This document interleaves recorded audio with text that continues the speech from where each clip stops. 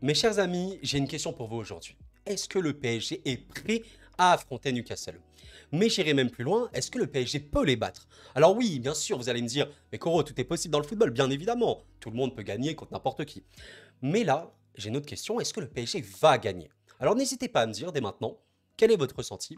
Et je vous invite à vous installer tranquillement parce que dans cette vidéo, nous allons évoquer le cas de Newcastle assez entièrement, les forces et les faiblesses, et le Paris Saint-Germain bien évidemment. Et à la fin, on dira qui va vraiment gagner. Est-ce que le PSG peut vraiment le faire?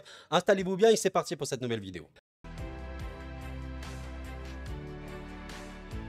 J'espère que vous allez bien en tout cas, c'est Koro, extrêmement heureux de vous retrouver du coup pour parler de ce match de Ligue des Champions incroyable entre Newcastle et le Paris Saint-Germain, la première fois que ces deux clubs s'affrontent en plus à un tel niveau. La Ligue des Champions, voilà, à Saint-James Park. Bon, j'ai vraiment très très hâte de ce match-là. Il y a pas mal de choses à dire. On sera assez bref, en tout cas, dans l'analyse technico-tactique, hein, parce qu'on va pas faire ça, mais on va plutôt évoquer les dynamiques des clubs. Et il y a pas mal de choses à dire. On va commencer par Newcastle, comme je l'ai dit dans l'introduction. Alors, Newcastle, bon, quand on va de loin, on se dit, ok, bon, tu commences ton championnat par une très très très très grosse victoire contre Aston Villa pour le coup. Aston Villa qui je le rappelle a défoncé Brighton, tu les bats assez largement et après bon tu perds contre City et Liverpool mais on va dire allez c'est City, c'est Liverpool certes t'as pas trop existé contre City, bon Liverpool tu mènes 1-0 et au final tu reviens, par contre tu te fais assez sécher salement contre Brighton et si vous êtes attentif vous remarquez quelque chose, bon bah vous êtes en mode ah ouais mais en fait là bah Newcastle sur les 5 derniers matchs c'est zéro victoire, zéro défaite plutôt, pardon, euh, un seul match nul, donc 4 victoires et surtout 5 clean sheets. Mais, mes chers amis, il y a une grosse nuance à ça. Je ne vous cache pas que personnellement, je ne suis pas du tout pessimiste pour ce match-là en tant que supporter parisien et on va évoquer ça pourquoi. Alors, oui, c'est vrai que quand on voit là sur le papier, on est en mode ah ouais, Newcastle, ils ont. Ils sont invaincus depuis 5 matchs, ils ont gagné 4 fois, dont City, ils n'ont pas perdu à Milan. Donc là, on est en mode, oulala, mais en fait, Newcastle, ils sont monstrueux. Le PSG, qui ont fait match nul contre Clermont et tout, oulala, ça va être mal. Mais il y a une vérité. Déjà que si on évoque le cas de Milan, bah déjà je pense que même si les stats papier ne font pas tout, là vous voyez quand même quelque chose qui est assez drôle. 25 tirs pour Milan, 6 pour Newcastle et surtout 9 tirs cadrés et un tir cadré pour Newcastle. Alors, je ne vais pas vous mentir, si vous n'avez pas vu ce match, sincèrement c'est un peu un miracle que Newcastle n'ait pas perdu. Honnêtement, ce match-là, tu le rejoues 10 fois, Milan le gagne 9 fois, mais il n'y a aucune vanne, et même plus, je pense que Milan le gagne genre à 95% du temps. C'est une anomalie absolue que Milan n'ait pas gagné ce match-là. Et en vérité, ça s'explique par quelque chose d'assez simple. Alors, on va évoquer hein, évidemment un petit peu les joueurs, les joueurs de Newcastle. Hein. D'ailleurs, Botman est blessé, je préfère le dire maintenant avant que j'oublie. Botman, qui est le meilleur défenseur de Newcastle, est blessé. Donc, déjà, ça, c'est un avantage assez important pour le Paris Saint-Germain. Et d'ailleurs, vous voyez ce milieu-là qui a été composé contre Milan. Je pense que ce sera ce milieu Tonali, Guimaraes et Longstaff qui n'a pas été tout rose aujourd'hui, on va pas se mentir. Tonali ne fait pas un bon début de saison, il n'est pas, c'est pas trop adapté à cette équipe de Tottenham. Et concernant les joueurs, globalement, je pense qu'on sera peut-être sur cette attaque avec Gordon, Isaac, ça c'est quasiment sûr. Par contre, pour Murphy, je pense que voilà, Miguel Almiron que vous voyez là, je pense qu'Almiron sera titulaire. Alors, c'est quand même, on va dire, le point fort de Newcastle. L'attaque est plutôt bonne, hein. Que ce soit Gordon ou Almiron notamment ou Murphy, c'est quand même des gens qui peuvent bien percuter et Isaac peut totalement finir. Mais voilà, si on évoque ce match-là contre Milan, ils n'ont pas existé. J'insiste les amis, Newcastle n'a pas existé contre Milan. Alors ok, il y a peut-être la seconde où ils sont à peu près là. Ah, en fin de match, ils peuvent réaliser un hold-up indécent. Mais la vérité, Newcastle n'a pas existé. Et c'est même pas pour manquer de respect au club. Absolument pas, parce que voilà, je respecte ce très grand club du football anglais, mais ils n'ont pas existé. Et je pense qu'il y a eu un petit peu de naïveté, vous savez, c'est quand même un match de Ligue des Champions, vous savez, l'histoire récente de Newcastle en Ligue des Champions, bah c'est rien, littéralement, je crois que ça fait genre 20-21 ans qu'ils n'ont pas été en Coupe d'Europe, enfin, rendez-vous compte d'un truc. Et là, bah, premier match contre Milan, bah, ils se font littéralement détruire et Milan doit bien regretter de ne pas avoir gagné ce match-là. On va quand même évoquer quelque chose qui peut être aussi important côté Newcastle rapidement. Il y a quand même un gros problème par rapport à Newcastle, par rapport à leur animation, c'est qu'ils se sont fait détruire par Milan pour une simple raison que leur ligne était très mal placée. C'est-à-dire que, bah, là je peux pas vous montrer les images, mais vous aviez un petit peu Newcastle qui occupait vraiment l'axe énormément. Vous aviez vraiment limite une ligne de 5 parfois alignée, mais vous aviez totalement des espaces assez monstrueux pour Milan. Et honnêtement, c'était pas rare que Milan trouve la profondeur et se procure des occasions extrêmement importantes. Et ça, bah, c'est l'animation de Newcastle qui était très très mauvaise. Mais c'est un petit peu ce qu'on voit depuis ce début de saison. Et honnêtement, c'est une vérité. Alors je vous laisse imaginer avec l'attaque du Paris Saint-Germain. Ce que je voulais évoquer également, c'est les côtés par rapport à Newcastle. Et alors, les côtés de Newcastle, on va pas se mentir, Trippier, c'est quand même quelqu'un qu'on connaît, hein, c'est quelqu'un qui a été aussi international. Et Dan Burn, peut-être que qu'on connaît moins, mais voilà, si vous voyez pas trop c'est qui Dan Burn, je vous le montre là rapidement. C'est quand même quelqu'un très très grand de taille, il me semble. Voilà, là on voit 1,98 m, je sais pas si vous voyez ici. Bon, c'est le latéral de Newcastle. Je vous cache pas un truc, je pense qu'il va très très très grandement souffrir contre le Paris Saint-Germain parce que ben, c'est quand même quelqu'un qui s'est fait un peu défoncer par Calabria, en tout cas à Milan, et pas que. Hein. C'est un latéral qui est assez lent, on va pas se mentir, assez lent. Et honnêtement, sur ce match-là, il a eu beaucoup de mal à refaire les courses avant-arrière, etc. Et voilà. Donc globalement, surtout que tu sais que Botman est blessé, il me semble que le remplaçant que ça va être Lascelles. Alors je sais pas si je prononce mal son nom, mais Jamal Lascelles ou Lascelles, je suis désolé. Il va être clairement le remplaçant avec Char. Mais d'ailleurs, je crois qu'on peut aller voir directement le match qu'ils ont fait contre Burnley. Voilà, alors ça c'est le match que Newcastle a fait contre Burnley. Je vous le montre quand même très rapidement. Bon, vous voyez que voilà, il est Lascelles ou Lascelles, je sais pas comment on prononce, excusez-moi, et en tout cas titulaire, avec Char et Trippier Burn. Bon, ça ne change pas. Et globalement, c'est à peu près la même chose. Ce qui a été vraiment problématique côté Newcastle, c'est aussi la blessure de Joey Linton, qui est plutôt un vrai bon joueur. Et c'est vraiment un coup dur pour le coup pour Newcastle parce qu'il pouvait compter sur lui. Et d'ailleurs, vous voyez que sur ce match-là, Tonali n'a pas été titulaire, ça a été Anderson. Je pense que Tonali partira quand même titulaire parce qu'ils l'ont aussi acheté pour ça. Mais voilà, le banc de Newcastle n'est pas particulièrement monstrueux non plus. Je rappelle quand même qu'il y a, comment il s'appelle, Callum Wilson a été blessé également. C'est un joueur très très bon pour côté Newcastle. Donc honnêtement, là, c'est vrai que je vous dresse le tableau. Vous êtes en mode, mais attends, Mikoro, en fait, tu nous expliques, Newcastle, c'est nul. C'est pas nul, mais c'est pas l'équipe qu'on veut nous vendre. C'est pas l'équipe, vous savez, on aime bien, j'aime pas ce mot, mais surcoter un peu la première ligue en mode ouais, la première ligue, foot anglais, au-dessus de tout le monde et tout. En soi, c'est vrai pour beaucoup de points. Oui, le football anglais est extrêmement intense, extrêmement fort, extrêmement puissant et il faut être très très concentré pour jouer en match de première ligue. Je suis totalement d'accord. Mais cela dit, le Newcastle actuellement, il n'est pas exceptionnel. On va quand même évoquer les points forts de Newcastle, comme je l'évoquais, Almiron, Isaac Gordon, voilà qu'on voit ici, c'est quand même une attaque qui est plutôt bonne honnêtement. C'est assez rapide, Isaac est plutôt bon, même si Isaac, voilà, j'ai oublié de l'évoquer, il n'a absolument pas existé contre Milan. Hein. Enfin, Tomori l'a absolument annihilé, on va pas se mentir. Mais voilà, quand on va sur le papier, c'est assez séduisant. Il y a une attaque assez rapide. Guimarães, encore une fois, c'est un très très bon joueur, mais avec Tonali, la paire, elle est pas très bonne. Longstaff, il fait vraiment son taf à Newcastle. Et un des plus gros points forts de Newcastle, si c'était le plus gros point fort, les coups de pied arrêtés. Alors Newcastle, c'est vraiment une équipe qui excelle sur les coups de pied arrêtés offensifs, qui a marqué énormément de buts comme ça. Alors ça, c'est totalement vrai, c'est un très gros point fort pour Newcastle. Maintenant, on va quand même, alors avant de parler du PSG, je vais juste dire un truc. Là, j'ai évoqué vraiment le cas de Milan, de Milan-Newcastle. Si on regarde très très rapidement leurs autres matchs, alors ils font un 8-0 contre Sheffield et ils font un 2-0 contre Burnley.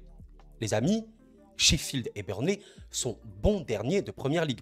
Ils ont un point, ce sont les promus, je rappelle. Alors, les amis, vraiment Sheffield, aujourd'hui, je vous le dis, la Première Ligue est à 20 équipes. Donc, tu vois vraiment la différence. Sheffield et Burnley, sans leur manquer de respect, c'est des équipes qui ne sont pas niveau PL aujourd'hui. Surtout Sheffield, qui a pris un 8-0. Ce n'est pas niveau PL. Donc, je ne peux pas te dire... Ah ouais, Newcastle a battu 8-0 Sheffield, promu qui n'a absolument pas l'effectif pour la PL, en mode « Ah ouais, mais c'est bon, c'est exceptionnel, ils sont trop forts ». Un petit peu de lucidité. Voilà. Sachant que même Luton Town est quand même meilleur, hein, pour vous dire, alors qu'ils ont l'effectif le plus restreint. Voilà. Et du coup, leur victoire contre City, eh ben, je vais vous montrer, si vous avez suivi ce match-là, c'était en Carabao Cup. Limite, ça arrangeait Pep que City sorte. Et comme vous pouvez le voir, eh ben, c'était totalement une équipe B, C, je sais même pas quoi dire. Enfin, s'il vous plaît, regardez l'équipe, j'ai même pas besoin de développer. C'était le banc, c'était littéralement le banc. Même, regarde, il y a même Phillips qui a joué, s'il vous plaît. Donc, ce que je veux dire par là, c'est que oui, on ne va pas enlever, il ne démérite pas. Newcastle a mérité de gagner ses victoires, à battre City, etc. Ça, c'est vrai. Mais c'est pas flamboyant. C'est pas extrêmement fort. Même mentalement, ils ont un peu de confiance, mais il suffit que le PSG mette un but assez rapidement et que ça va aller très très vite. On en parlera de la conclusion. Maintenant, on va évoquer le PSG. Alors, notre chère équipe parisienne, il y a quand même pas mal de choses à dire également. Alors, on voit quand même que, on va pas se mentir, bah, si tu regardes encore une fois purement les résultats comme Newcastle, les 5 derniers matchs, 0 défaite, etc. Bah là, si tu regardes les 4 derniers matchs du PSG, t'es en mode, bon bah, une défaite contre Nice au Parc, un match nul contre Clermont, bon bah c'est pas la folie furieuse, hein. Mais par contre voilà, tu gagnes contre Dortmund et contre l'OM pour le coup au Parc des Princes. Alors moi je vais pas vous mentir, on va parler honnêtement les points forts du PSG. cette saison, vous l'avez totalement compris, c'est un petit peu, allez, on va le voir sur ce match-là, la possession. Alors, c'est pas une possession stérile, notamment contre l'OM.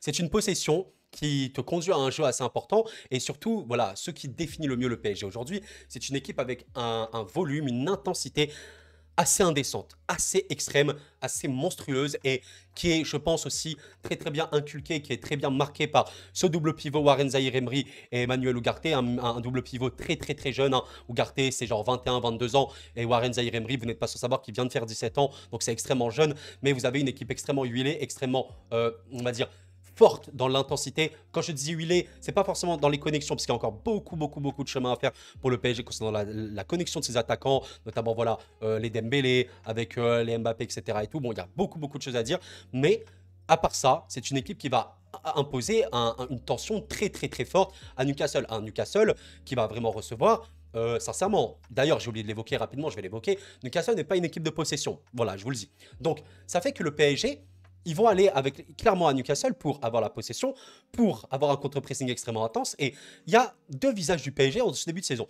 Un peu le visage qu'on a vu contre Clermont, contre Nice, un petit peu un PSG. Bon, Clermont, en vrai, c'est même pas un bon exemple. Je vais vous expliquer pourquoi rapidement. Alors là, je suis sur le site Understat pour mesurer les expected goals du Paris Saint-Germain. Alors, comme vous pouvez le voir, bah, regardez, la victoire 4-0 contre l'OM, le PSG avait 2 expected goals, ce qui était vraiment bon, mais c'est pas non plus extrême. Bah là, regardez, contre Clermont Foot, bah, vous le voyez bien, ils avaient 3 d'expected goals. Les amis, 3, c'est énorme. C'est vraiment beaucoup. Et le PSG n'a pas marqué. Alors, qu'est-ce que ça veut dire? Le PSG a 2 expected goals contre l'OM.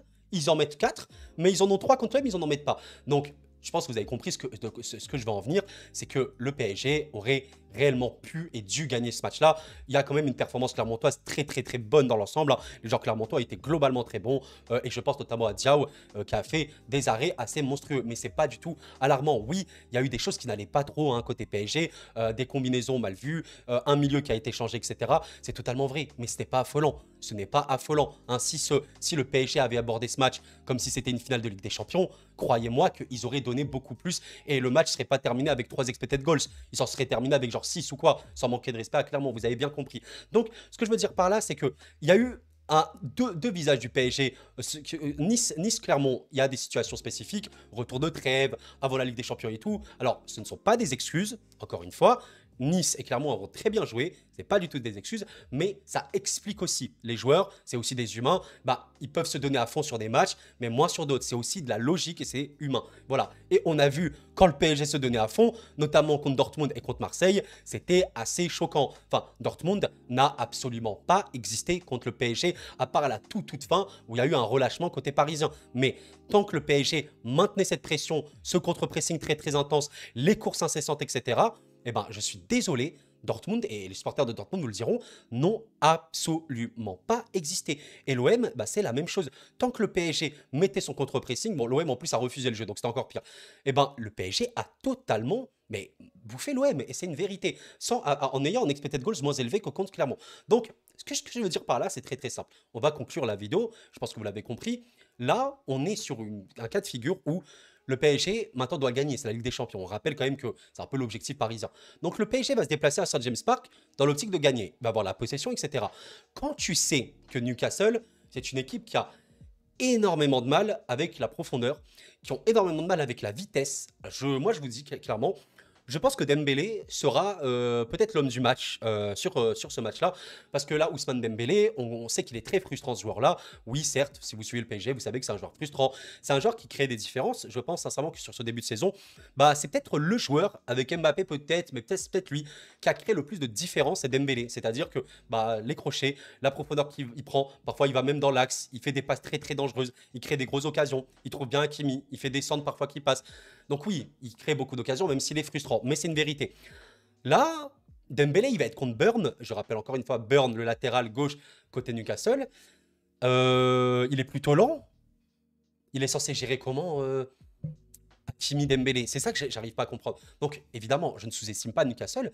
Mais là, vous le comprenez, la défense ne va pas tenir. Et au-delà de la défense, l'animation actuelle de Newcastle n'est pas assez bonne. Là, Burn ne peut pas tenir Hakimi Dembélé. Ce n'est pas possible. C'est comme La Scale, je suis désolé encore une fois, je sais pas comment on prononce son nom, qui est le remplaçant de Botman, il ne peut pas tenir non plus les Colomani, Ramos ou quoi. D'ailleurs, Ramos aurait peut-être une bonne idée parce que ils sont pas très très bons non plus dans l'air. Et Ramos, on sait qu'il peut l'être. Bon, Colomani aussi, vous allez me dire, mais bon.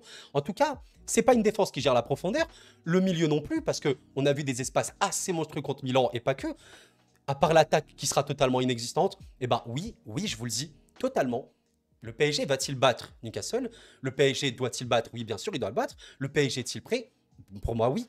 Et honnêtement, je vous le dis honnêtement, après, peut-être que je ne suis pas lucide et tout, mais là, je vous donne quand même des arguments footballistiques qui sont importants. Newcastle va mal gérer la pression, en plus, même mental. J'ai complètement oublié de l'évoquer, mais tu as un aspect mental. La Ligue des Champions, Saint-James Park, chez toi, la première fois et tout, contre le PSG, tu sais c'est qui aussi, vous savez, les nouveaux riches, on peut appeler ça comme ça avec Newcastle, etc. Donc, il y a beaucoup de pression. On a vu contre Milan comment ça s'est passé. Il y a aussi cette dimension-là. Et le PSG a une expérience beaucoup plus importante, qu'on le veuille ou non. L'expérience récente du PSG, les joueurs du PSG, ils ont joué des dizaines et des dizaines de matchs de Ligue des Champions maintenant. Ce n'est pas le cas des joueurs de Newcastle. Donc, je ne vais pas dire que c'est une formalité, honnêtement. Mais il faut être lucide. Il faut vraiment être lucide. Newcastle, actuellement, c'est pas top 3 équipe monde, hein, il faut arrêter ça. Et je vous le dis clairement, pour moi, le PSG qui va poser donc un rythme très très effréné, possession extrêmement importante, des contre-pressing extrêmement importants dès qu'il y a une perte de balle, bref, etc. Ça va totalement empêcher Newcastle de partir à la relance. Moi, je vois, si le PSG joue un match complet, 90 minutes non-stop comme ça, je vois vraiment le PSG gagner 5-1. Et je vous le dis clairement, pour moi, le PSG va vraiment gagner très, très, très, très, très largement contre Newcastle. Peut-être que je suis fou, voilà, dites-moi. Mais je pense que le PSG, vraiment, n'aura pas trop de mal en tant que tel parce que l'équipe adverse n'est pas à ce point armée pour affronter le PSG aujourd'hui. Et je pense qu'après ce match-là contre Clermont, ils ont aussi la rage, ils veulent vraiment montrer qui ils sont. Je pense sincèrement que ça va se passer, voilà, malgré le fait que oui, Newcastle n'a pas pris de but depuis 5 matchs, mais il faut regarder les matchs aussi, parce que les footballs, c'est pas simplement des scores sur une feuille, et on regarde comme ça, c'est pas ça le football, c'est des matchs à voir et à analyser. Voilà, voilà. Bon, en tout cas, j'espère que vous avez apprécié cette vidéo. Pensez au like et à l'abonnement si ce n'est pas fait. Je vous en remercie. Ultra important pour le référencement. J'ai oublié de dire que je serai sûrement en live pour commenter ce beau match de Ligue des Champions. Donc évidemment, bonne chance à Newcastle, hein. Moi, je suis supporter parisien, donc j'espère qu'on va gagner. Mais voilà, j'espère que vous avez apprécié cette analyse dans le sens où c'est pas simplement le souhait d'un supporter. Je dis un score favorable au PSG, mais sincèrement, je le pense totalement. Si le PSG était une équipe cataclysmique dès ce début de saison, je l'aurais dit. J'aurais dit le PSG n'est pas du tout prêt, Newcastle est beaucoup plus fort et tout. Mais pour moi, ce n'est pas le cas. Newcastle, c'est une belle équipe. Il y a beaucoup de choses aussi à faire. Voilà, l'équipe d'Odi Howe, j'ai oublié de l'évoquer, le coach. Il y a vraiment beaucoup de beaux joueurs, Guimarães, Tonali et tout. Mais c'est pas à ce point dominant. Il laisse énormément d'espace. Il y a moyen que l'attaque du PSG soit beaucoup trop flamboyante. Il y a moyen que Mbappé, Dembélé, Kolo, Randall, Ramos, tous ces mecs-là vont s'amuser, Barcola. Ça va être très, très, très, très compliqué pour eux. Ça sera intéressant, j'ai oublié d'évoquer un peu dans l'analyse, mais vous savez, le duel Warren Zaïre-Emery, Ugarte, Vezes, Bruno Guimaraes, Tonali, ce sera beau, mais j'ai assez confiance au milieu parisien. Et oui, je pense que ça va être un match assez spectaculaire. Pas du tout un match fermé, comme je le sens. Et je pense que Newcastle peuvent vivre une soirée très, très compliquée. Bah, c'est comme ça, c'est le football. Ils ont survécu aux assauts de Milan. Milan aurait largement pu gagner genre 4-0 et tout. Je pense qu'ils vont pas survivre aux assauts du PSG. Voilà, voilà. Allez, merci d'avoir suivi la vidéo. Encore une fois, pensez au like si ce n'était pas fait, à l'abonnement. Merci à vous. On se retrouve très très vite pour de prochaines vidéos. Et la paix sur vous.